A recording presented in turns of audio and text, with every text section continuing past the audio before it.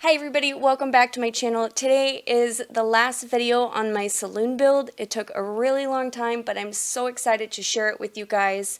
I learned a lot during this process, but my confidence was definitely shaken. So I'm so proud of what I was able to produce, and I can't wait to share it with you guys. So without further ado, let's build ourselves a saloon. Today I'm going to be working on the bar portion of my saloon build, starting with these little turned wood supports. So essentially these are made out of just toothpicks and some wood beads, and I used a little bit of sticky tack just to help me hold everything in place. So just jam the end of your toothpick in the sticky tack and then put a little dab of glue on the toothpick, and then you just alternate sliding the bead onto the super glue and then putting more super glue onto the toothpick so that every single bead has some hold of super glue onto the toothpick. Then I'll finish it off with a base coat of brown paint. So I have cardboard and I have balsa wood that I've cut into spacers and supports respectively, and I'm just gluing them together to form the skeleton for our bar. And the most important thing here is to just make sure everything is square and plumb so that we have a really solid base for all of the pretty stuff that we put onto next. Now I'm gluing the front of the bar into place.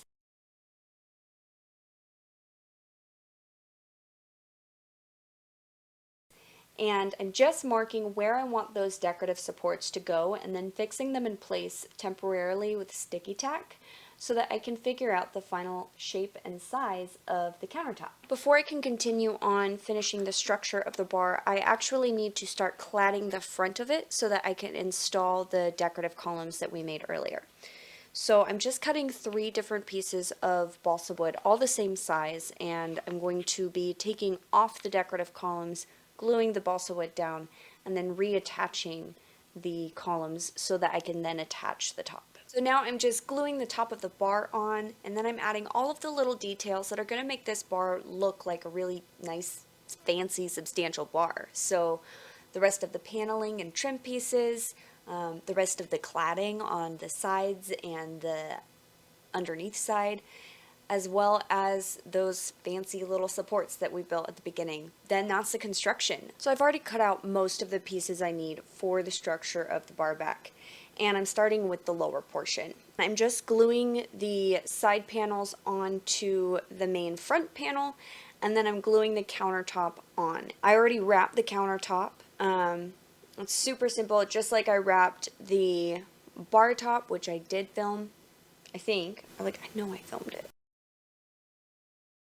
So while I wait for the glue to dry on the lower portion of the bar back, I'm going to move on to the upper portion. So I'll be installing the mirrors, installing some wood trim, installing everything that's going to make this bar back be grand and fancy and coordinate really well with the front of our bar. So it's been a couple days. I always forget to factor in the dry time when it comes to glue, and that particular glue took way longer to dry than I anticipated. So a lot is going into this portion of the project, so I'm going to do my best to summarize and not drag this on. For the chairs and the tables, I know I have to make somewhere between 36 and 40 chairs and somewhere between 8 and 10 tables. So obviously I need to create an assembly line out of this and assemble everything in batches. I'm reducing the standard ladder back chair dimensions down to a 1/36 scale, and I'm tweaking a few of the measurements just to make it look more proportional, more natural.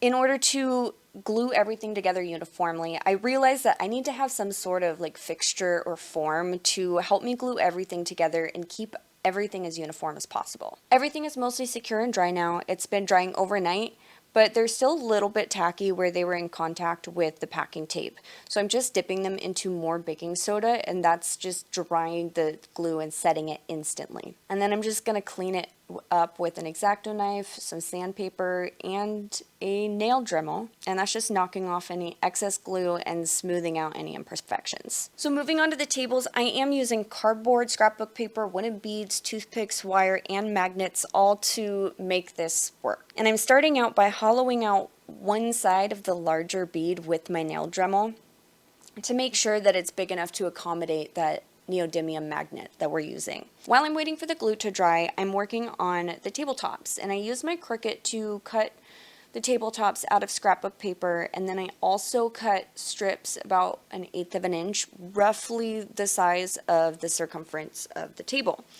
I also cut corresponding cardboard circles about 1/8 of an inch smaller than our tabletops, and that's just going to allow me to glue everything together and make it look seamless. So I'm just gluing the cardboard onto the tabletop, and then I'm going around and just squishing a bead of glue in that little corner where the tabletop and the cardboard meet, and I'm just lining the outside with that trim that I cut. Now that the bases are dry, I'm going to set aside the tabletops, and I'm bending and trimming all of the wires that I previously attached to accommodate for the height and depth of the chair sitting at the table. So everything that needs painted is together and assembled. So I'm just gonna be taking that outside, painting it. I have 2 different shades of brown, and I'll be mixing them wet so that the chairs have a little more of a natural mottled color. And then we'll move on to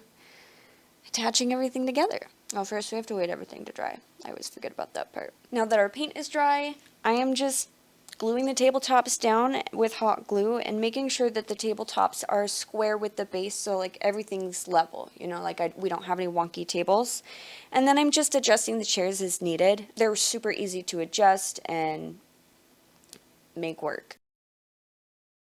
So I really wanted to focus a lot on the details for this project because I know that details really make a space look dynamic and like it has life and detail and all of the just good stuff there. My absolute favorite piece, I think, is our potbelly stove. I fashioned it off of, I believe, a 1863 railroad coal burning stove, and it was actually kind of difficult to figure out what material to use to get the shape right, and I started off using clay and that looked really bad. So then I got some wine corks and cut them down and glued them together and found the right shape, and then just used lots of different bits and bobs to make it work. Soda can all cut up and bits of Lego pieces that I looked at specifically for their either shape and size or their texture to really help me achieve a realistic potbelly stove. I really enjoyed working on all of the artwork. It was super fun to kind of do research into what kind of art would have been on the walls back in the Wild West time and how can I make that kind of marry the theme of the saloon. And I had a really fun time creating some of my own art and really getting into